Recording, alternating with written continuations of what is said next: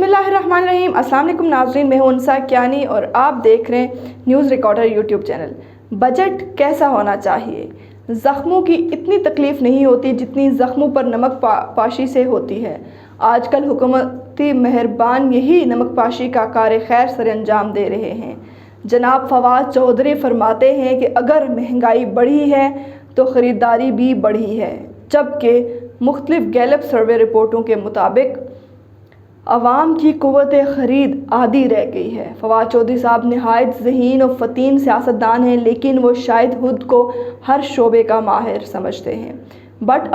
Budget عوام کے نزدیک ٹیکسوں اور مہنگائی میں اضافے کا، جبکہ عوام کے نزدیک اعداد و شمار کے رد و بدل کے سنہری گورکھ دھندے کا دوسرا نام ہے، جس میں عوام الجھ کر رہ جاتے ہیں۔ اپوزیشن کا کہنا ہے کہ یہ بجٹ حکومت پاکستان کا نہیں IMF کا ہوگا، جسے وہ اپنی ترجیحات کے مطابق ترتیب دے رہا ہے۔ افسوس تو مگر یہ ہے کہ اپوزیشن کی کسی جماعت نے ترقی یافتہ جمہوریتوں کے ماڈل کے مطابق اپنا شیڈول بجٹ پیش نہیں کیا، تفصیلی کیا مختصر بھی پیش نہیں کیا۔ چاہیے تو یہ تھا کہ یہ جماعتیں الگ الگ یا مشترکہ طور پر بجٹ کا ایک خاکہ پیش کرتیں کہ اگر ہم برسر اقتدار ہوتے تو ہمارے عوام دوست بجٹ غریبوں کو غربت کی دلدل سے کیسے نکالتا اور مہنگائی و بے روزگاری سے کیسے چھٹکارا دلاتا، مگر ابھی تک اپوزیشن نے عوام کے سامنے کوئی متبادل بجٹ تجویز و اصلاحات پیش نہیں کی۔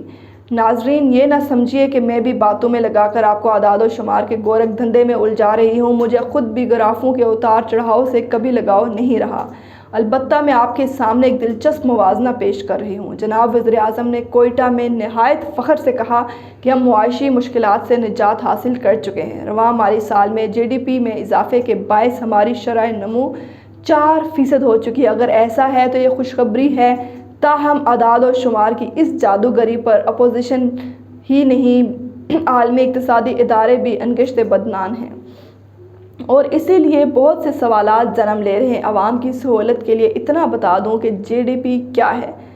گراس ڈومیسٹک پروڈکٹ سے مراد وہ تمام اشیاء و خدمات ہیں جو کسی ملک کے اندر ایک سال کے دوران پیدا ہوتی ہیں اور مارکیٹ میں ان کی خریداری ہوتی ہے۔ شرح نمو میں اضافے سے اگر لوگوں کی آمدنی نہیں بڑھتی، روزگار کے مواقع نہیں پھلتے پھولتے، لوگ خط غربت سے اوپر نہیں آتے، ان کے معیار زندگی میں خوشحالی کی کوئی رمق نہیں دکھائی دیتی، تو پھر گروتھ ریٹ میں یہ اضافہ الفاظ کی فسونکاری کے علاوہ کچھ نہیں۔ ناظرین، اب ذرا اس موازنے پر ایک نظر ڈال لیجئے۔ 2019 سے 20 میں حکومتی اعداد و شمار کے مطابق شرح نمو منفی 0.47% تھی، یعنی رواں مالی سال 2020 اور 21 کے بارے میں حکومتی تخمینہ یہ تھا کہ ہماری شرح نمو 2.9% ہوگی۔ یہی شرح نمو حکومت نے گزشتہ ماہ ایک عالمی اقتصادی ادارے کو تحریری طور پر پیش کی تھی۔ مستند اعداد و شمار کے مطابق IMF نے ہماری ترقی کا تخمینہ 2%، جبکہ ورلڈ بینک نے 1.5% لگایا تھا۔ معیشت کے خواب پریشان کی یہی صورت چوتھے وزیر خزانہ نے اپنی آمد سے محض 2-3 ہفتے پہلے دکھائی تھی اور اعلان کہا تھا کہ حکومت نے معاشی ترقی کا بیڑا غرق کر رکھا ہے۔ مگر پھر کیا ہوا کہ نئے وزیر خزانہ کی دبنگ انٹری کے بعد صورتحال اچانک بدل گئی۔ 2% سے اوپر نہ جانے والی شرح نمو یکایک 3.94 پر کیسے چلی گئی اور اگلے مالی سال میں یہ شرح نمو 4.80 کیسے ہو جائے گی؟ ناظرین، رواں مالی سال کے اختتام پر شرح ترقی میں اضافے کا کوئی ادنیٰ سا عکس بھی عوامی زندگیوں میں نظر نہیں آ رہا۔ اس کے برعکس حالات پہلے سے کہیں بڑھ کر دگرگوں ہیں۔ مہنگائی، بے روزگاری اور غربت نے ڈیرے ڈال رکھے ہیں۔ جہاں تک غربت میں اضافے کا تعلق ہے، اس کی کوئی حد و حساب نہیں ہے۔ گزشتہ 3 سالوں میں 2 کروڑ عوام خط غربت سے نیچے جا چکے ہیں۔ عالمی معیار کے مطابق جس شخص کی روزانہ آمدنی $2 یعنی 300 روپے سے کم ہے، وہ خط غربت سے نیچے ہے، جبکہ پاکستانی معیار کے مطابق جس فرد کی روزانہ آمدنی 100 روپے سے کم ہے، وہ خط غربت سے نیچے ہے۔ ناظرین، اس حساب سے بھی پلاننگ کمیشن کے تازہ سروے کے مطابق پاکستان میں 7 کروڑ 77 لاکھ افراد خط غربت سے نیچے ہیں۔